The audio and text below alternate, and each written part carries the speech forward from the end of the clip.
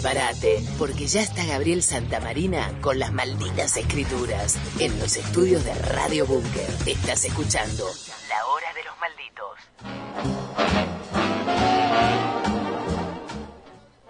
En la semana me han tirado la buena con respecto a esta columna. Está el señor Santamarina ya en los estudios de Cuerpo y Espíritu. ¿Cómo le va, querido? Buenos días. Hola, buen día, Conde, buen día, Seba, buen día a la audiencia. Hoy vinimos con un rockstar de la literatura. Me gusta. Primero debo decir que me han hecho, muchas veces sucede que cuando uno hace algo, le hacen comentarios, ¿no? Buenos, malos, muchas veces tibios a nivel crítica, como, che, estuvo bueno, me gustó, y queda ahí. Pero esta semana me han profundizado en lo bueno de un comentario, lo cual me dejó atónito, como, wow. Gente que disfruta mucho de esta columna, que es Las Malditas Escrituras, como todos los jueves lo hacemos aquí en La Hora de los Malditos, de la mano del quien va a estar presente en la Feria del Libro.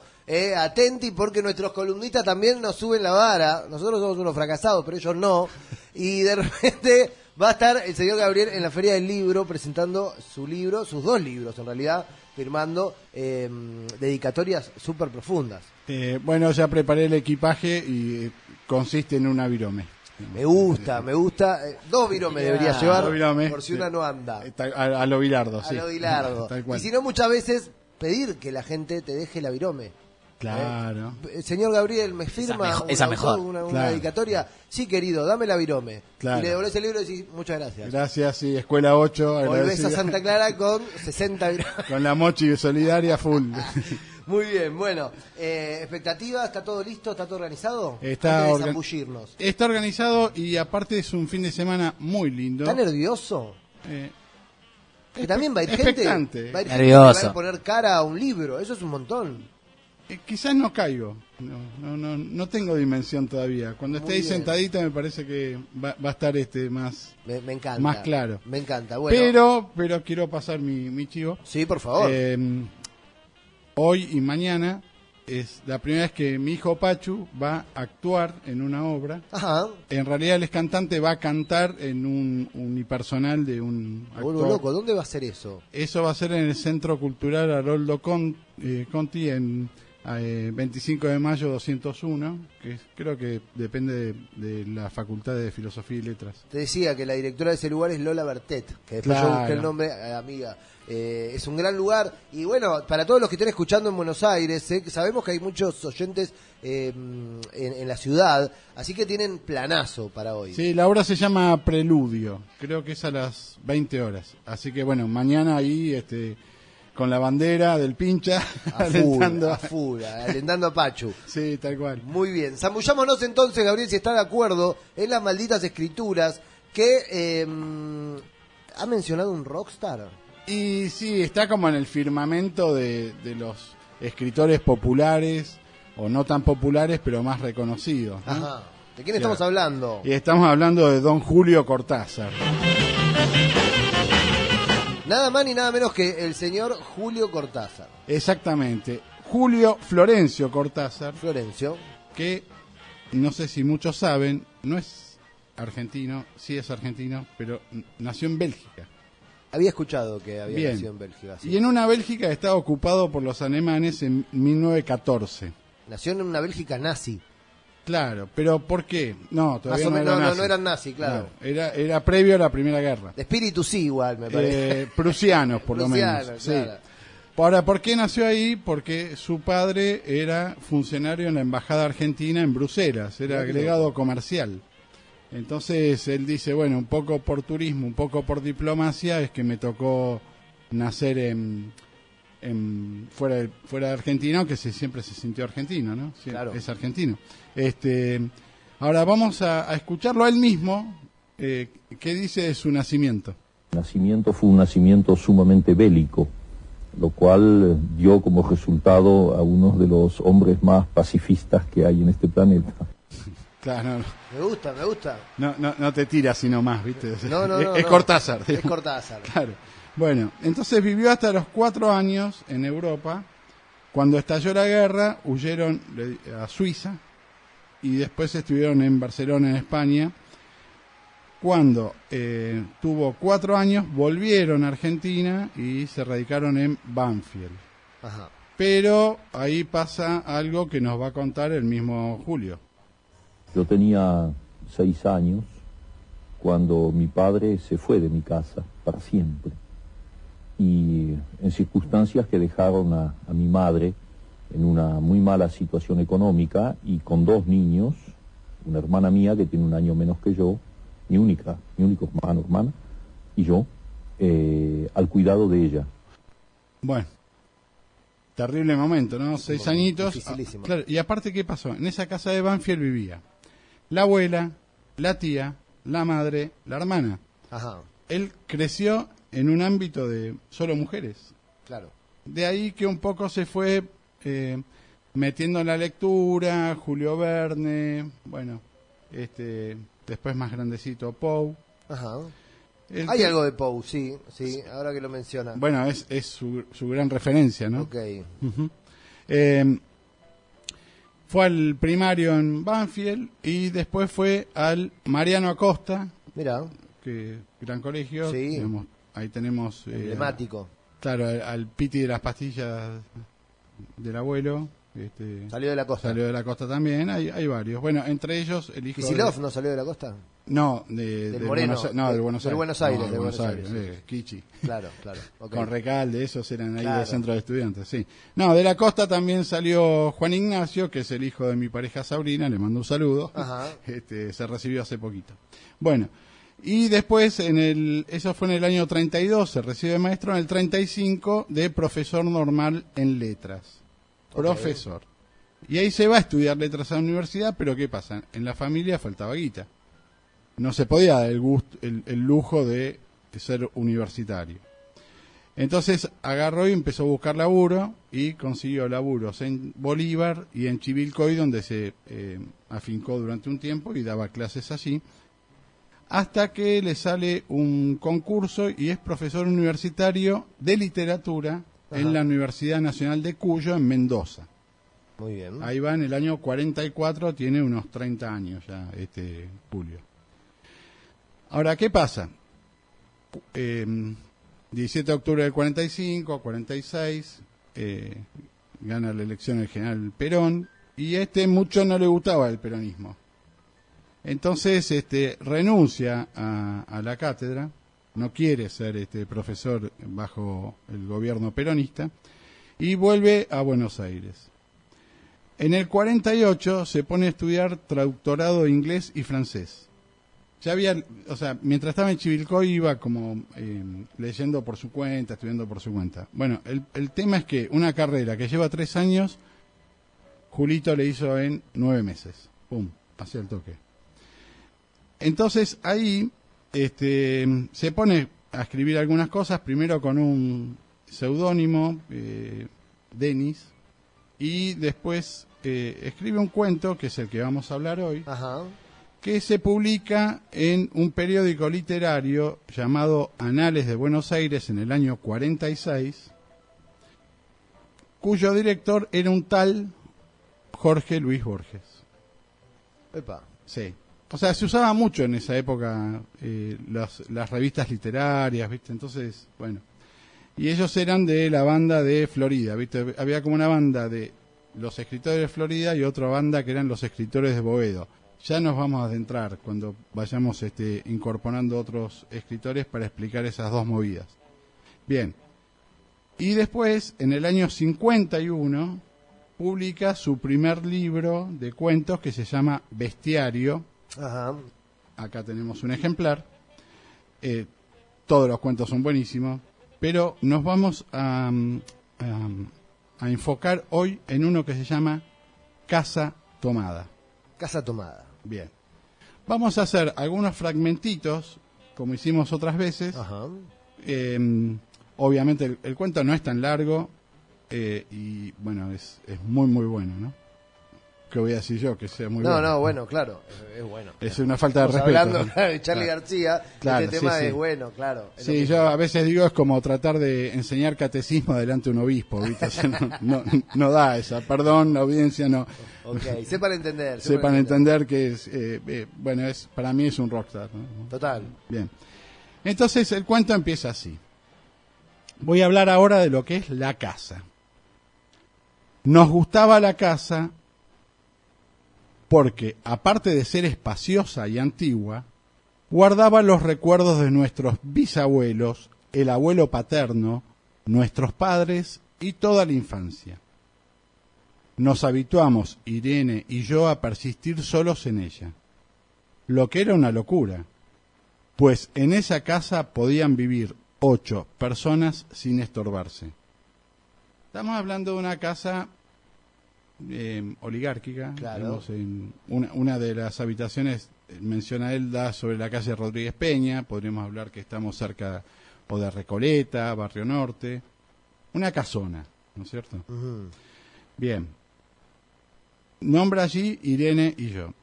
Irene y el narrador, que nunca se identifica, son hermanos. Vamos a hablar entonces de los hermanos y cuenta. Entramos en los 40 años con la inexpresada idea que el nuestro, simple y silencioso matrimonio de hermanos, era necesaria clausura de la genealogía asentada por los bisabuelos en nuestra casa. Terrible. A ver, explíquelo. Son 2 hermanos que más o menos tienen 40 años, que viven en esa casona, que podrían vivir hasta 8 sin estorbarse. Una casa sumamente grande, Tal 2 cual. hermanos. Al narrador se le murió su novia, María Esther, cuenta él, y ella rechazó unos pretendientes y demás, y eran 2 solterones. Ajá. Pero tenían una dinámica dentro de la casa que él usa como una suerte de metáfora, que era simple y silencioso matrimonio de hermanos. De ahí las interpretaciones, ya vamos a llegar más al tema de interpretaciones, cada uno puede Pensar lo que quiere. pensar lo que quiere. La cabeza es loca. Irene básicamente se dedicaba a tejer, con lana y agujas, y él se dedicaba a la lectura y después se dedicaba a las estampillas, ¿cómo se llama? Estampillado. No, Servicio postal. Bueno, no importa. Bueno. A las estampillas. Bien. Ahora vamos a la economía del hogar. Ajá. No necesitábamos ganarnos la vida. Todos los meses llegaba la plata de los campos y el dinero aumentaba. O sea, No laburaban. terrible casa, no tenían mucho que hacer. No, bohemio. ¿Eh? Bohemio sería. No, eran oligárquicas, aristocráticos, digamos. Tenían esa vida, así. Y hay un dato que no lo dice, pero uno lo puede percibir. No salían de la casa. No salían de la casa. Salían muy poco. Él, en el cuento relata que va a la ciudad a comprarle ovillos de lana y pasa por las librerías, ¿viste? Pero básicamente están como en esa cuestión uterina, digamos que allí nada puede pasarle. Qué fuerte. Bien. Ahora voy a contar un poco cómo es importante lo que voy a contar, la distribución de la casa. Acá me tomé el atrevimiento de resumir un poquito toda la descripción que Julio Cortázar hace en Casa Tomada de la distribución de la casa. Entonces, a la casa se entraba por el zaguán. Ajá. Todos sabemos que es un zaguán, es la entradita Un hall, de una casa, un es hall de un entrada. hall techado. Ahí está, tal cual. Se abría la puerta cancel. Generalmente las casas antiguas tenían una puerta de calle, ese zaguán, ese hallcito, y una puerta vidriada que era la puerta cancel. Digamos. Claro. Ujú. Qué linda Es hermoso. la arquitectura de esa época, Sí. era maravillosa. Tal cual. O sea, podemos como ir imaginando cómo era la casa, ¿no? O sea, una puerta Y de cómo te lo madera. describe, ¿no? Es Sí. increíble. No, bueno. Por eso es el rockstar que es. Tal cual. Bueno, y de hecho yo acá hice un pequeño resumen, pero la descripción muy buena. es buenísima. Bueno, entonces se abría la puerta cancel y se pasaba al living central. Tenía a los lados las puertas de nuestros dormitorios. y al frente el pasillo con una puerta maciza de roble que conducía a la parte de atrás, donde estaba, mirad todo lo que había, el comedor, una sala, la biblioteca y 3 dormitorios grandes. Terrible. Gigantesca. Bien. Muy de esa época. Claro. Y, digamos, hoy no se hacen así las casas. No, bueno, no. Y, bueno, y ahí en el pasillo salía, a mitad de pasillo, otro pasillito que se podía girar a la izquierda, justamente antes de esa puerta de roble maciza, y seguir por un pasillo más estrecho que llevaba a la cocina y al baño. Bien. Ahora empieza, ya está todo planteado, ¿no es cierto? 2 hermanos, cuarentones, no salen de la casa prácticamente, viven de rentas, en una casa enorme, el cuento está planteado. Sí. Bien. Ahora empiezan las cosas raras. A ver. La primera toma de la casa tomada, dice el narrador. Eran las 8 de la noche y de repente se me ocurrió poner al fuego la pavita del mate. Fui para el pasillo hasta enfrentar la entornada puerta de roble y daba la vuelta al codo que llevaba a la cocina cuando escuché algo en el comedor o la biblioteca, digamos en la parte de atrás, pasando la puerta. El sonido venía impreciso y sordo, como un volcarse de sillas sobre la alfombra o un ahogado susurro de conversación. Me tiré contra la puerta antes que fuera demasiado tarde. La cerré de golpe apoyando el cuerpo. Felizmente, la llave estaba puesta de nuestro lado y además corrí el gran cerrojo para más seguridad. Chao. Se le quisieron meter. En la parte de atrás. En la parte de atrás.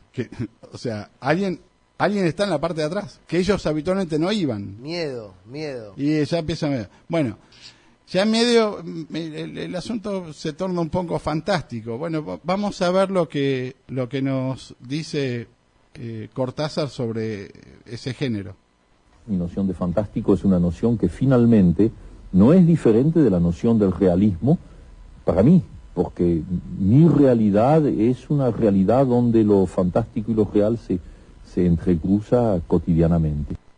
Bueno, esa es la clave con la cual tenemos que empezar a entender o disfrutar, más que entender, Casa Tomada, el cuento de Julio Cortázar que estamos ofreciendo aquí hoy en Malditas Escrituras. Fue la primera toma. Y entonces, ¿qué hicieron? Dijeron, bueno, listo, nos quedamos en la parte de adelante, cerramos la puerta, mejor, tenemos que limpiar menos. Claro. ¿Viste? Bueno, listo. Estaría mucho, perdón, que agregue esto. Estaría mucho cuando las casas eran tan grandes. Yo recuerdo otras épocas, casas de mis tíos y qué sé yo, donde había una parte que estaba cerrada, no se usaba. Bueno, ellos dicen, listo, nos quedamos acá, tenemos lo que necesitamos. Por ahí se acordaban que algo quedó del otro lado, ¿viste? Pero, listo. Ahora, ¿qué pasa? No conforme con la primera toma, hay una segunda toma de la casa. Entonces, dice el narrador, antes de acostarnos, le dije a Irene que iba hasta la cocina a servirme un vaso de agua. Desde la puerta del dormitorio oí ruido en la cocina. Tal vez en la cocina o tal vez en el baño, porque el codo del pasillo apagaba el sonido, el pasillito ese que iba para la cocina. Nos quedamos escuchando los ruidos, notando claramente que eran de este lado de la puerta de roble, en la cocina y el baño, o en el pasillo mismo donde empezaba el codo, Miedo. casi al lado nuestro. Los ruidos se oían más fuerte, pero siempre sordos, a espaldas nuestras. Cerré de un golpe la puerta cancel y nos quedamos en el zaguán. Ahora no se oía nada. O sea, Ellos estaban encerrados con miedo. claro, estaban en ese living donde estaban los dormitorios, escuchan ruido en la cocina En la primera toma habían cerrado la puerta que dividía la casa en dos. Casa. Claro. Ahora ya estaban en el zaguán. Claro. Y de ahí, ¿qué hace? Rajan. Se la toman. Entonces, la huida. Como me quedé con el reloj pulsera, vi que eran las 11 de la noche. Rodeé con mi brazo la cintura de Irene y salimos a la calle. Cerré bien la puerta de entrada y tiré la llave a la alcantarilla. No fuese que a algún pobre diablo se le ocurriera robar y se metiera en la casa a esa hora y con la casa tomada. Y con la casa tomada aparte, ¿no? Es muy bueno. Así termina es muy el bueno. El día de hoy hacemos Cortázar, ¿sí? En las malditas escrituras, de la mano del señor Gabriel Santamarina. Bueno, ¿cómo lo vieron el cuento? Digamos, Tensión. Me imagino, sí, he leído algo de Cortázar. Este cuento Casa Tomada no lo he leído, pero me da mucha... Es como una película de suspenso. Tal cual. Por eso se emparenta con Poe. Claro, exactamente. Ahora, ¿qué les parece que pasó? O sea, ¿quiénes entraron a la casa? ¿Entraron alguien? ¿O algunos? ¿O ellos estaban flasheando? Ellos flashean. Bueno, ¿eso queda, se cierra en el libro? No. Queda en el aire. Queda en el aire. Es Bueno, terrible, claro. Cortázar. Ahí empiezan a, digamos, ¿qué es la interpretación que le dan a un cuento, ¿no es cierto? Y esas interpretaciones son libres, porque cada uno lo puede vivir desde algún lugar. Alguno lo puede hacer notar como que, bueno, ellos estaban muy encerrados y como que vivían ahí y algo los liberó y salió a la calle. Pero hay una interpretación que eso es en época de peronismo. Entonces, podría ser que la casa simula el país ocupado por una oligarquía y que los claro, el aluvión zoológico, como dijeron en algún momento, que sea una alegoría a un movimiento político. Claro, como que están ocupando. Zarpado, Ahora, vamos a ver lo que dice el propio Cortázar sobre Casa Tomada. Escuchemos. Fue quizá la primera vez en que yo descubrí una cosa que es muy bella en el fondo, y es la posibilidad de la múltiple lectura de un texto. O sea, descubrir que hay lectores que te siguen como escritor, que se interesan en lo que tú haces, y que al mismo tiempo están leyendo tus cuentos o tus novelas desde una perspectiva totalmente diferente de la mía en el momento de escribirlas, y que tienen una segunda o una tercera interpretación. Mi interpretación de ese cuento, eso es el resultado de una pesadilla. Yo soñé ese cuento, solo que no estaban los hermanos, había una sola persona que era yo. Algo que no se podía identificar me desplazaba poco a poco a lo largo de las habitaciones de una casa hasta echarme a la calle. Es decir, que había esa sensación que tienes en las pesadillas, en que es el espanto total, sin que nada se defina. Es simplemente el miedo en estado puro. Algo espantoso va a suceder un segundo después. Casi siempre te despiertas antes de que eso se produzca. Bueno, en ese caso era lo mismo. Había una cosa espantosa que avanzaba, indefinible, se traducía por ruidos, una sensación de amenaza que avanzaban así, entonces yo me iba creando barricadas hasta que la última puerta era la de la calle. Y en ese momento me desperté antes de salir a la calle. Y me acuerdo muy bien que inmediatamente me fui a la máquina de escribir y escribí el cuento de una sentada. O sea, que esa es mi lectura del cuento. Ahora, esa interpretación de que quizá yo estaba traduciendo mi reacción frente a lo que sucedía en la política no se puede excluir, porque es perfectamente posible que yo haya tenido esa sensación que en la pesadilla se tradujo de una manera fantástica, de una manera simbólica. Entonces a mí me parece válido como posible explicación. Es terrible, porque él mismo dice, bueno, está bien, si vos entendiste eso, y sí, puede ser. En realidad, él cuenta que es un sueño, pero que también cuando soñó eso estaba sugestionado. Entonces, claro, hay como una doble cual. Explicación adentro de la explicación. No, y bueno, que se levantó y fue y le escribió una sentada. Le escribió al toque, así.